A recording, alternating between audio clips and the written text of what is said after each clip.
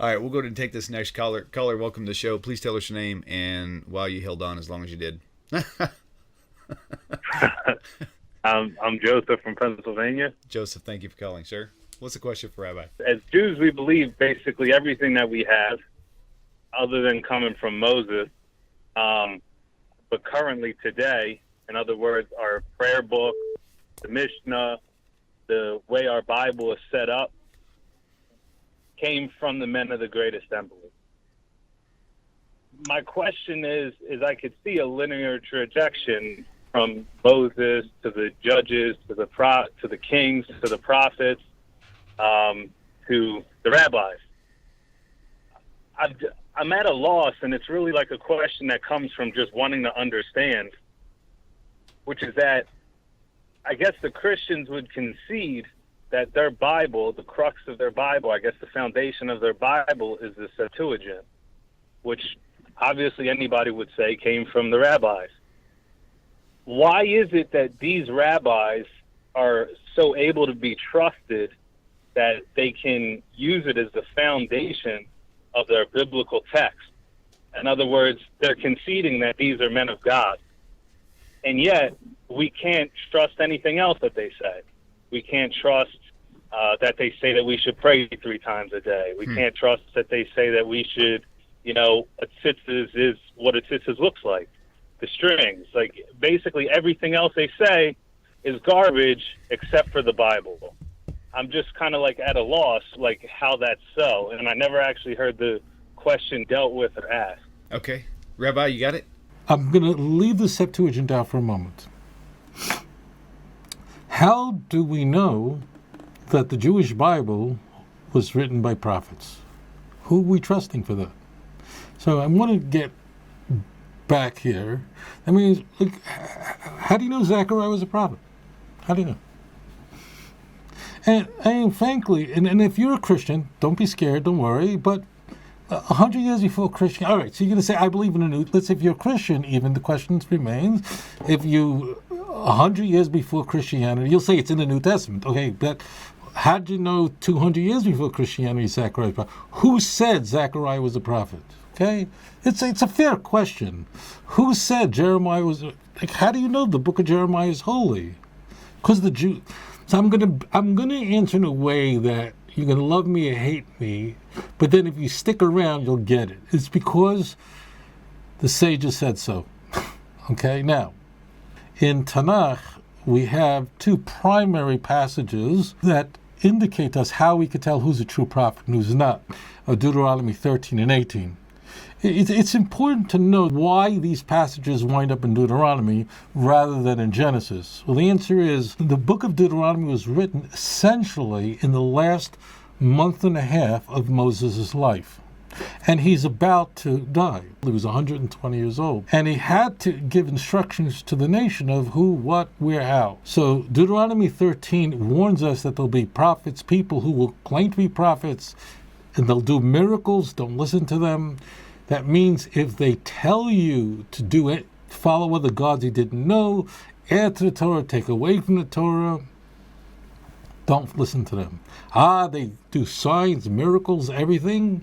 They could tell you when a volcano will erupt. Doesn't make a difference. If the message is anything different than Tanakh, don't listen. You're having dreams, and who knows who is coming to you? Hari Rama is coming to you in your dreams. It don't make a difference. If Sai Baba comes to you and you live in India, it ain't no different. If it's not in Tanakh, out the window. Okay. Second is that the prophets did have to be able to demonstrate miraculous abilities. You see that in Deuteronomy 18. I'll leave it right there for a moment. Now, now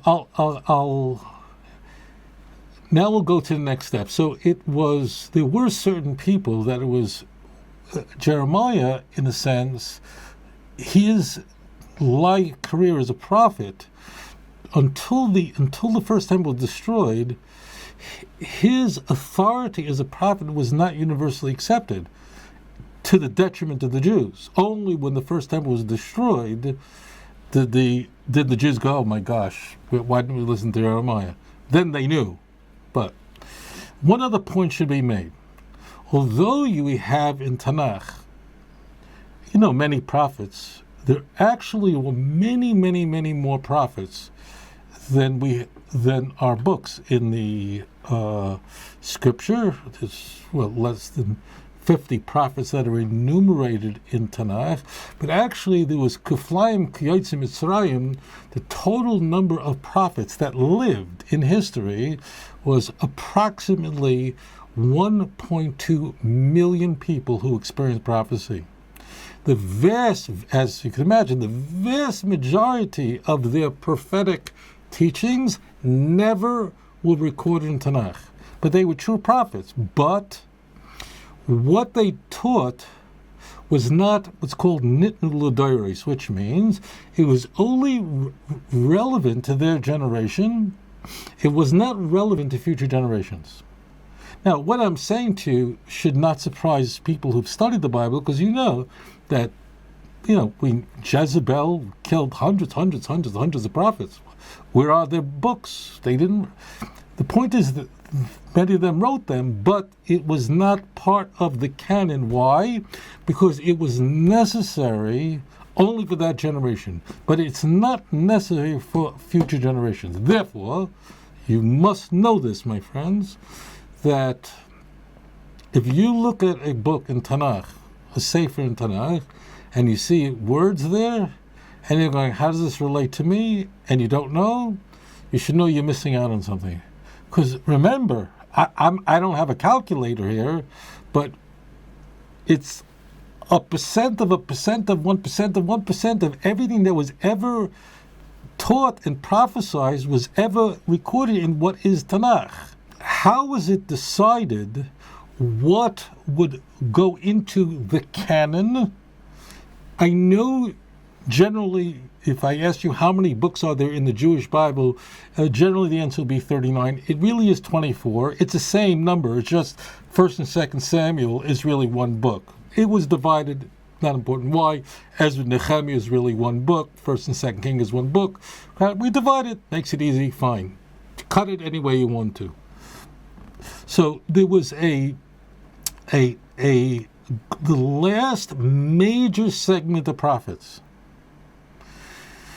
was at the destruction of the first temple, the Babylonian exile, and we have Haggai, Malachi, and Zechariah, not in that order, at the very beginning of the Second Temple period, and they were saying goodbye. They were part, including Mordechai, including many others, they were part of what's called the Anshe Knesset HaGedolah, which means the men of the Great Assembly. How many of them were there? 120. Who were they? They were all prophets. They all had Ruach HaKodesh.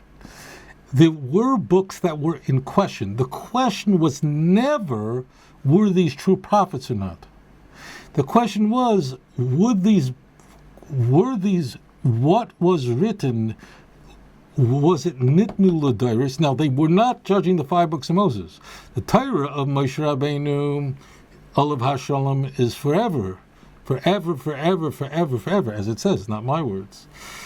But there were certain books. Number one is they knew, not because they were going they were prophets of blessed memory, and they realized through divine inspiration which books would be included. And yes, all the Protestants, Catholics have their own thing. I'm not going to get into that, but yes, they all accept whatever was decided. Not say we're great, but they depend on us.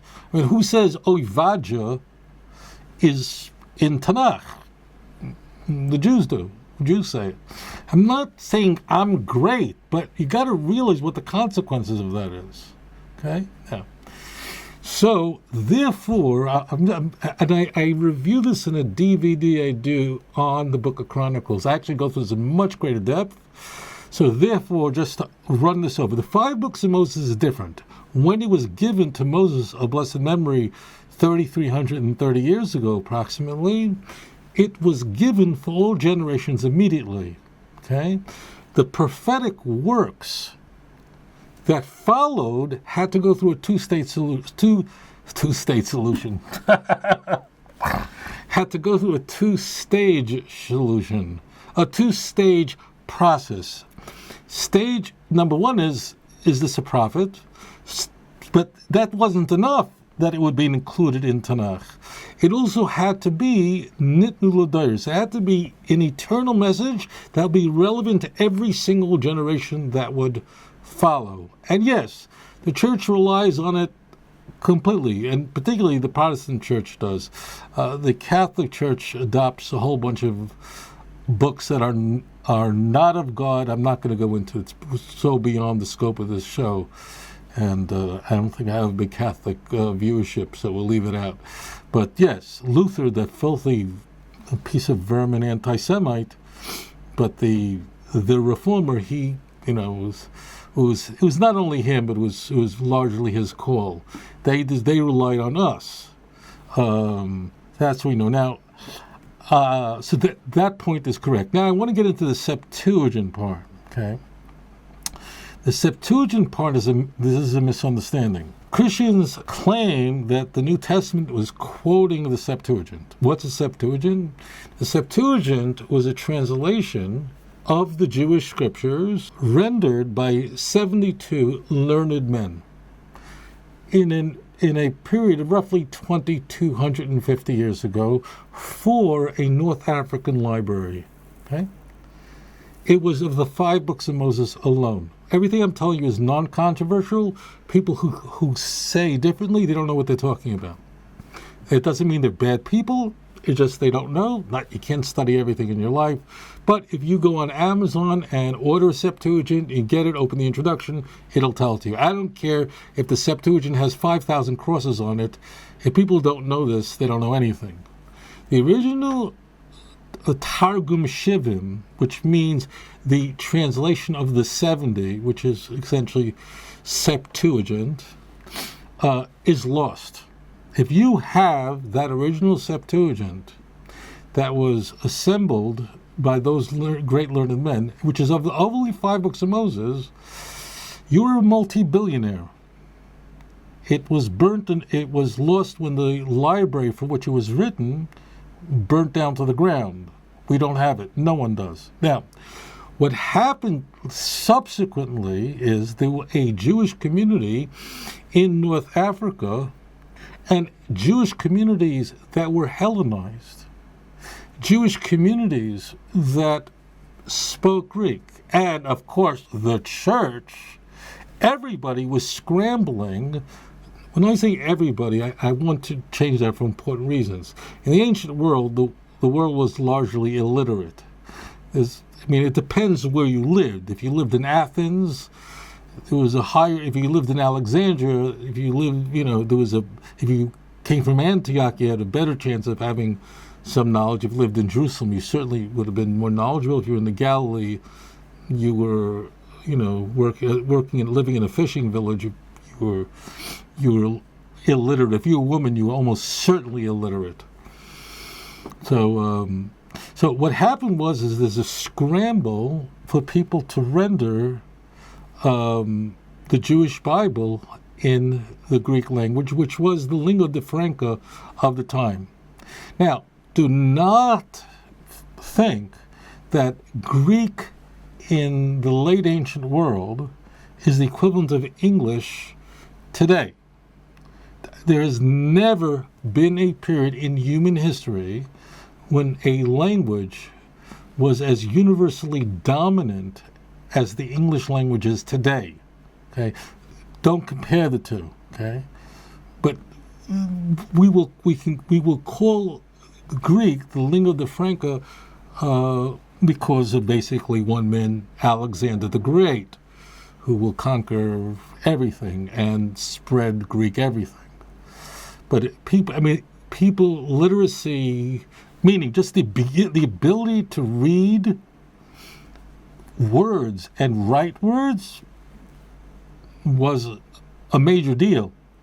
In fact, in the Christian Bible, in Acts 4:13, admits that a number of disciples were completely illiterate. This was now the Jews of Jerusalem, who were rabbis and so on, they were not just literate. They were on a very, very high level, very, very knowledgeable.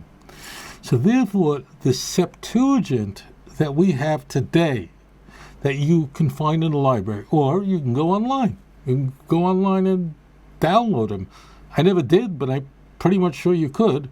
That Septuagint is number one of Christian origin, and the word origin there is a double entendre, because the church father of the 3rd century, Origen, was the most influential person in editing this translation from a document called a hexapla, which did not survive. But he was a brilliant church father. He was no doubt the brightest church father. He wrote at least 1,000 books in his lifetime. Most did not survive. But he, Lucerne, a few others, they would ultimately shape a Greek translation of the Jewish scriptures. Now, I use the word translation here in quotation marks. This translation is a fraud. I wish I had a better lexicon. I'm going to rewind that for a moment. This translation is a twisted translation, or is a corrupt translation. Maybe we'll use that word, which means when Origen would come upon a passage, or Lucerne, when they came upon a passage, when Matthew is misquoting the Jewish scriptures, what do you think Origen's going to do? He's not going to be honest. It's not only him; others did it. I mean, Jerome, or late 3rd, late 4th, early 5th century. When they came upon Isaiah 7:14. Okay? Matthew insists in Matthew 1:23 that Isaiah predicted that a virgin will have a child, and they will call his name Emmanuel. Well, what do you think? It actually doesn't say that anywhere. It's a complete mistranslation. If you go to Isaiah 7:14, it says, "Hine alma hara v'yoledes bein v'kara shema Emmanuel." Behold, the young woman is with a child, and she will call his name Emmanuel. It has nothing to do with the Messiah. It has to do with the Civil War. I'm not going to. It's too much to go into. But now, okay, you're the church father. Okay, you're sitting there. You got Matthew, which by the 4th century, by the 2nd century, Matthew is well established as a full-blown gospel, as canonical. There were books that were disputed. Matthew was not one of them from a very early stage. What are you going to write when you translate Isaiah 7:14? So of course you're not going to do what the New Revised Standard Version does, which is a Christian Bible. They're honest. The New Revised Standard Version was rendered, which is a Christian Bible today. It's translated by Christians, but they're honest. And they translate Isaiah 7:14 as, "Behold, the young woman is with a child." And so does the New English Bible do that. These are honest Christians who say, look, we're not going to sit here and lie, and they'll write that, okay? But this kind of, and there are a lot of others. They're obviously more liberal. This is not the kind of stuff that, they're not using New Revised Standard Versions in Assemblies of God and Southern Baptist churches. So what they did is they would change the text in the translation, the Greek translation, to comport to conform with the corruptions of the church in the Jewish scriptures. And that's what you're looking at in the Septuagint. But the key is, one thing I have to say about this point of Septuagint is that there was an original Septuagint that's very widely known. It's early attested upon the letter Aristide, which is very ancient. We know all about it. Jerome talks about it in his introduction to Chronicles. We know all about it. It's quoted in the Talmud and Tractate Megillah on Folio 9 and so on. What happened was this became a very famous name. Septuagint, the Targum Shivim, became a very famous. So what happened was any person or anybody who subsequently, 100 years later, 50 years later, 300 years later, created a Greek translation of the Jewish Bible, what do you think they called it? They called it the Greek translation by Bob? No, they called it the Septuagint. So the name became genericized because Septuagint, that harkens to that other Septuagint, which is gone. And in my book, I'm not trying to sell books, but if you want to, but it's available on Amazon. I'm kidding. But we have what we have left of the original Septuagint is 14 citations. I'm pretty sure I'm correct. I discussed this extensively in Volume 2 of Let's Get Biblical. There are 14 citations in the Talmud of texts from that original Septuagint, and the Talmud is only explaining why they chose certain words, why they rendered certain verse words in a certain manner. If you go to the Talmud's available online free. Again, it's Tractate Megillah 9a and b. And you then compare that to today's Septuagint, you'll find only two of those original unique translations, which you can identify immediately, are still extant, which means the vast majority of what is in today's Septuagint, of just the 5 books of Moses, let alone all from everything from Joshua to Malachi, all Psalms, so on, none of that Septuagint that stuff was not even from the original Septuagint. So the answer, this is a very good question. I don't think anybody's ever asked it before. So there were prophets, of course, that people knew right away, like Joshua, a blessed memory, was anointed by Moses. He put his hands on him and put his spirit, and the spirit of Hashem was upon him, and the people followed him as they followed Moses. See so many passages, Joshua chapter 14, verse 14, and so on and so forth. Though, of course, there was never question of Shmuel and so on. There was, but there were other books that that this group of prophets called the Anshe Knesset Gedolah, which means, again, the men of the Great Assembly. There were 120 members of this assembly. They were concerned that they would be misunderstood. They were concerned that they would be misconstrued.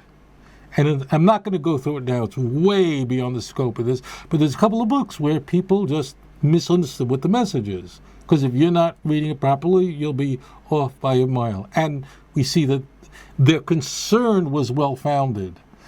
They ultimately were the decision makers. As just a little trivia, in Israel, in the Israeli government, Israel is a parliamentary system, and in Israel's parliament there are 120 seats. The name of Israel's parliament, of its legislature, is called the Knesset, after just naming it after that assembly, and there are 120 seats because that great assembly was made up of 120 men. Now, not everybody in the Knesset, a lot of the folks in that Knesset, we could, God forbid, compare them because some of them have a lot of problems. The last survived. Now, there was no replacement. That means if someone was in that, all the men who were part of that Knesset, all prophets, had divine inspiration, Ruach HaKodesh, but when one passed away, he passed away. There was no replacement for him. The last surviving person who was a member of the Anshe Knesset Gedolah, the Great Assembly, was a great man. His name was Shimon HaTzadik. He was the high priest, and he was the last person he was the last surviving member of that. And they were the ones who essentially said these are the books. Again, they were examining, they were operating on a prophetic level, Ruach HaKodesh, but they weren't deciding, is this a false prophet or not a false prophet, as much as, is this Sefer, is this book Nitnu L'Dairis, meaning given for all generations? And also, they were very concerned that people would misunderstand. I mean, people can look at the Book of Songs and think it's just a big erotic, a romantic book. And if you do, then you have no clue what the book is about. So, you can read passages in the book of Ezekiel, and your eyes will pop out of your head. You'll go, why is he writing that? Well, if you don't know the context, you won't understand it. So that's a very good question. I know I gave you a longer answer than you anticipated, but it's an important question. I get it a lot. Bless you, and thank you so much for joining me right here on air. אדון עולם אשר מלך בטרם כל יציר נברא